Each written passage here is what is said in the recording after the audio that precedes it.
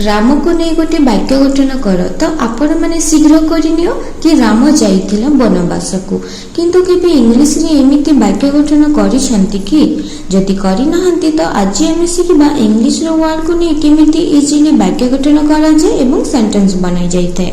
तो आपण माने मधे ट्राई करिवे निजरो सेंटेंस को नहीं वाक्य बनाइबे वाक्य गठन करिवे। तो चलो क्लास को स्टार्ट करिबा। तो प्रथम वर्ड रहिछि उन्नत करिबा। प्रथम वार्ड रे आमे जहाँ भी किसी आमको उन्नत करिबार अछि सुधार करिबा अछि ताकू आमे सुधारिबा उन्नत करिबा। तो तार इंग्लिश वर्ड हेउछि इम्प्रूव करिबा।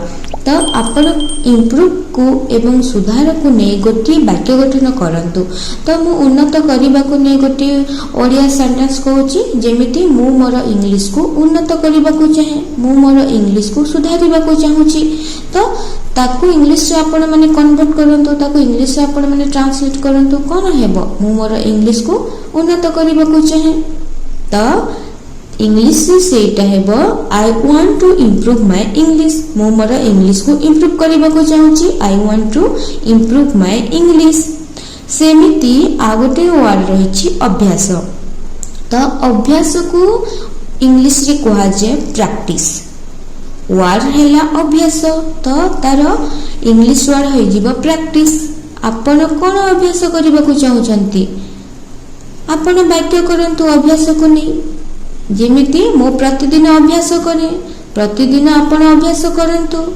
तो आपण कोन कहिबे ताको इंग्लिश रे अभ्यास को इंग्लिश प्रैक्टिस कहा जाय। तो प्रतिदिन को डेली तो कोन कहिबे प्रैक्टिस डेली प्रतिदिन अभ्यास करो प्रैक्टिस डेली। सेमिति शिखिबार वर्ड हेउछि लर्न। शिखिबार इंग्लिश वर्ड हेउछि लर्न। तो कोन मो सेंटेंस करिली मो प्रतिदिन इंग्लिश शिखे मु प्रतिदिन इंग्लिश शिखे। तो आपण प्रतिदिन डेली कोन शिखुछंती इंग्लिश शिखुछंती लर्न करूछंती। तो कोन हेबो ताको इंग्लिश रे ट्रांसलेट करिले सेटा हेबो I learn English every day I learn English every day. सेमिति कहिबाकू इंग्लिश वर्ड कोन हेबो कहिबाकू इंग्लिश वर्ड हे जिवो स्पीक। तो स्पीक कहिले आपण कोन कहिबा आपण किछि भी कहउछंती तो तमे जनकू कहउछ कि स्पष्ट भाबरे कुह कहिबाकू नै वाक्य कहिलो तमे स्पष्ट भाबरे कुह स्पष्ट भाबरे कुह। तो कोन कहिबा इंग्लिश दाको स्पीक क्लियरली। सेमिति लेखिबाकू इंग्लिश वर्ड हेबो राइट। तो लेखिबा हे जीवो राइट। तो ताको वाक्य करो। तो मु कहिली गोटे वाक्य लिख गोटे वाक्य लिख। तो कोन हेबो ताको इंग्लिश रे कन्वर्ट करिले इंग्लिश रे ट्रांसलेट करिले कोन हेबो आपण माने मते ट्राई करंतु इंग्लिश रे कहिबा लेखिबा पय आपण माने मते कमेंट्स करंतु कि गोटे वाक्य लिख ताको इंग्लिश रे ट्रांसलेट करिले कोन हेबो कुह। तो हेबो राइट ए सेंटेंस गोटे वाक्य लिख एक वाक्य लिख राइट ए सेंटेंस।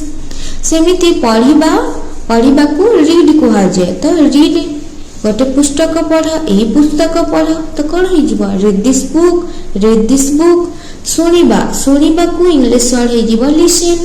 तो आपण वाक्य करूछंती ध्यान सहित सुन लिसन केयरफुली। सुनिबा रो वर्ड हे गला लिसन आपण वाक्य करिले ध्यान सहित सुन लिसन केयरफुली। तापरे बुझिबा को इंग्लिश वर्ड हे गला अंडरस्टैंड। तो आपण माने कहिबे वाक्य रे मु तमको बुझुछि। तो कोन हे जिवो आई अंडरस्टैंड यू। सेमिति चेष्टा माने ट्राई। तो आपण कहिले पुणी थरे चेष्टा करंतु पुणी चेष्टा करो। तो कोन हेबो ट्राई अगेन। साहाय्य आपण साहाय्य कहिले तो साहाय्यर अर्थ कोन हेल्प मागुचंती आपण काहाकू साहाय्य करबा को कहउचंती। तो साहाय्य हेल्प दया करी साहाय्य करो। आपण किछि काम समाप्त करूचंती किंतु आपण को हेल्प दरकार। तो आपण कोन कहबे एही कामटी समाप्त करबा को मते साहाय्य करो। से कामटी आपण जदि मते हेल्प करिले ताहले से कामटा शीघ्र समाप्त होई जिवो। तो आपण हेल्प मागुचंती तो कहिबे दया करी साहाय्य करो help me please to me complete this work help me please to complete this work एमिति कहिबे। तापर आसीज आपणकर आवश्यक आवश्यक कहले जरूरी आपण नीड आवश्यक जरूरत आपण को जहाँ भी किसी रही नीड्स तो आपण साहाय्य दरकार आपण साहाय्य मागुछंती बा किछि आपण को साहाय्य दरकार आपण कहिबे I need your help like I need your help right now एमिति कहिबे भल पाइबा को लव कहे तो मु मो परिवार को भल पाए तो आई लव माय फैमिली सेमिति चिल्ड्रेन प्ले आउटसाइड एहा को ओडिया करंतु आपण माने कोन हेबो कहि देखो ओडिया रे चिल्ड्रेन प्ले आउटसाइड तो एटरी वर्ब केउटा आसीबो वर्ब आसीबो खेलिबा प्ले तो चिल्ड्रेन प्ले आउटसाइड छुआ माने बाहर खेलुछंती तापर खेलिबा को नि आउटी वाक्य मु करिली पढ़ा समाप्त करला परे मु खेलिबी तो I play games after finished my study तापर आसी जीवा पढ़िबा को नहीं वाक्य गठन कर पढ़िबा को स्टडी कुहा जाए तो मु प्रतिदिन गोटे घंटा इंग्रजी पढ़े तो कौन हेबो भल भाव पढ़ मो प्रतिदिन गोटे घंटा इंग्रजी पढ़े तो I study English everyday for 1 hour सेमिति पढ़ाइबा को टीच कुहा जाए तो कौन कहबो मो घरे मो भाई को इंग्रजी पढ़ाए I teach my brother English at home. सेमिति नेबा को टेक कुहा जाए तो वाक्य गठन करिले नेबार ओडिया रे वाक्य गठन तमे दरकार हेले एई पुस्तकटी नै पारिबो तो ताको इंग्लिश रे केमिति ट्रांसलेट करिवे इंग्लिश रे केमिति वाक्य करिवे you can take this book if you need सेमिति आसीबा को कम कुहा जाए संध्यारी मो घर को आस तो come to my house in the evening सेमिति खाइबा को eat कुहा जाए तो मु प्रतिदिन स्वास्थ्यकर खाद्य खाए तो यह इंग्लिश रे हेबो I eat healthy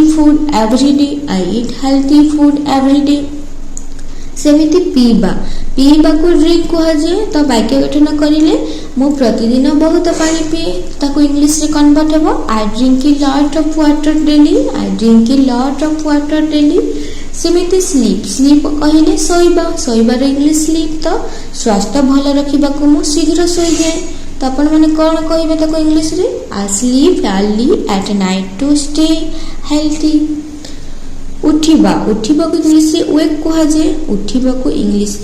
कुहा जाए तो आपण माने कहिबे मु सकाले शीघ्र उठे तो इंग्लिश रे I wake up early in the morning सेमिति पचारिबा को आस्क कुहा जाए जदि किछि संदेह अछि तेबे मते पचारो ask me if you have any doubt आपरे कहिबा चाहिबा को वांट कुहा जाए तो मु शीघ्र इंग्रजी शिखिबा को चाहे I want to learn English quickly पसंद लाइक मु प्रतिदिन इंग्रजी वीडियो देखिबा को पसंद करे आपण जहा को भी पसंद करंती ना किछि भी जिनिस को पसंद करंती ताले ताको नै वाक्य करंतु तो मु प्रतिदिन इंग्रजी वीडियो देखिबा को पसंद करे I like to watch English videos daily build तयारी करिबा मु भलो अभ्यास तयारी करिबा को चाहे I want to build good habits परिवर्तन चेंज मो जीवन परिवर्तन करने को चाहे I want to change my life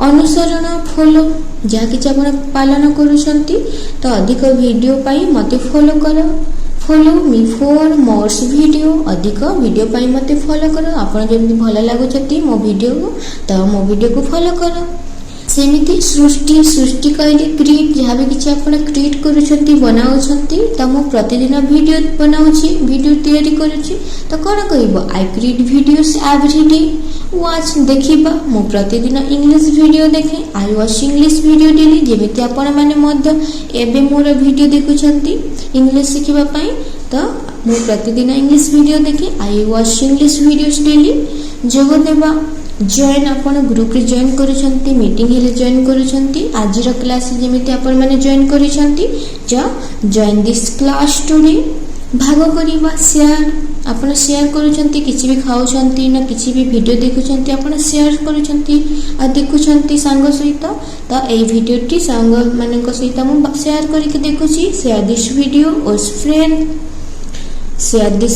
with friends start कहले आरंभ करिबा आज ठारो शिखिबा आरंभ करो स्टार्ट लर्निंग फ्रॉम टुडे आपण ए वीडियो देखंतु एवं आज ठारो स्टार्ट करंतु आपण को इंग्लिश शिखिबा पई then start learning from today तुम समय नष्ट करवा बंद कर जहाँ भी किसी आप रील्स देखुंत जहाँ भी किसी आप टाइम रे आप अन्य काम कर टाइम को लॉस कर सब नष्ट करवा बंद कर तुम समय बहुत मूल्यवान तो से समय सब नष्ट करवा बंद कर स्टॉप वेस्टिंग